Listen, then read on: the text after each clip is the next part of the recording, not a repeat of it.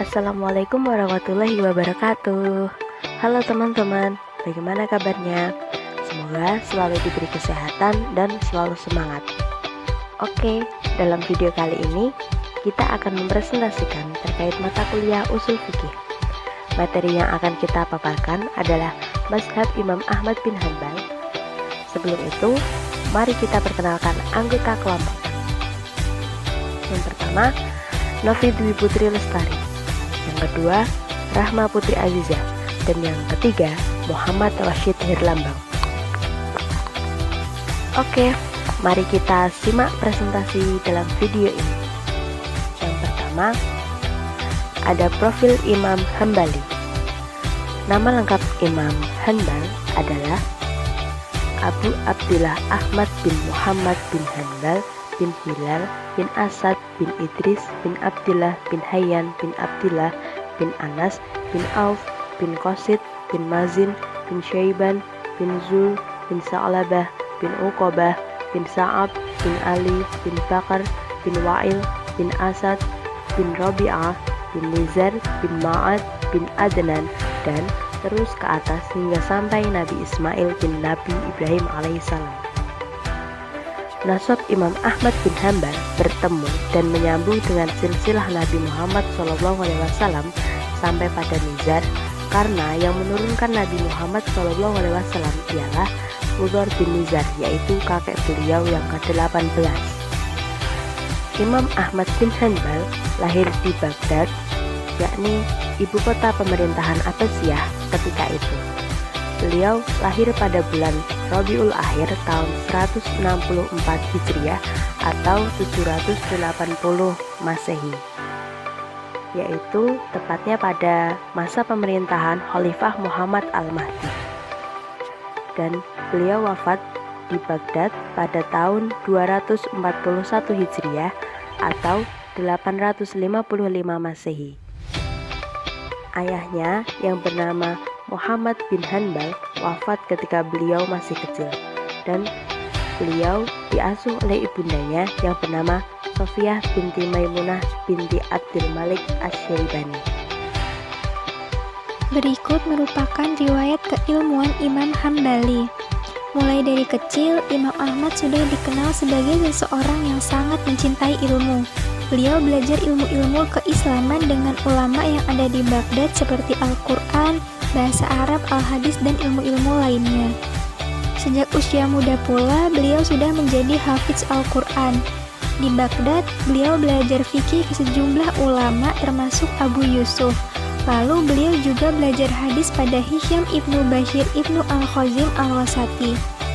Setelah 7 tahun di Baghdad, Imam Ahmad pergi ke Kufah, Basrah, Mekah, Madinah, Syam, dan Yaman untuk menuntut ilmu lebih dalam.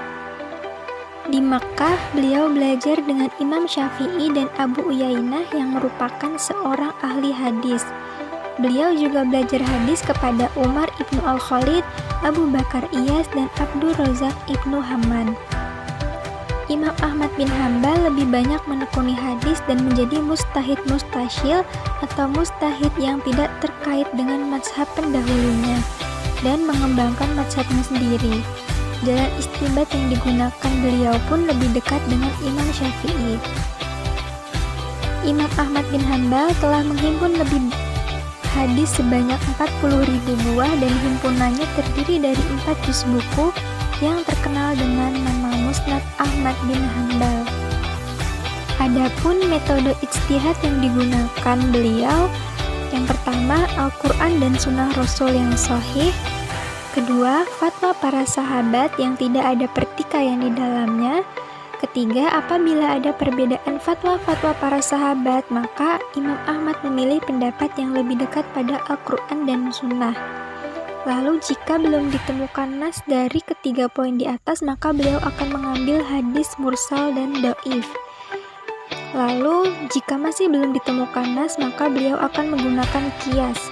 Qiyas sendiri adalah dalil yang digunakan dalam kondisi darurat. Lalu yang terakhir, beliau akan menggunakan sad al-dzarra'i untuk menghambat atau menutup suatu jalan menuju maksiat atau hal-hal negatif lainnya.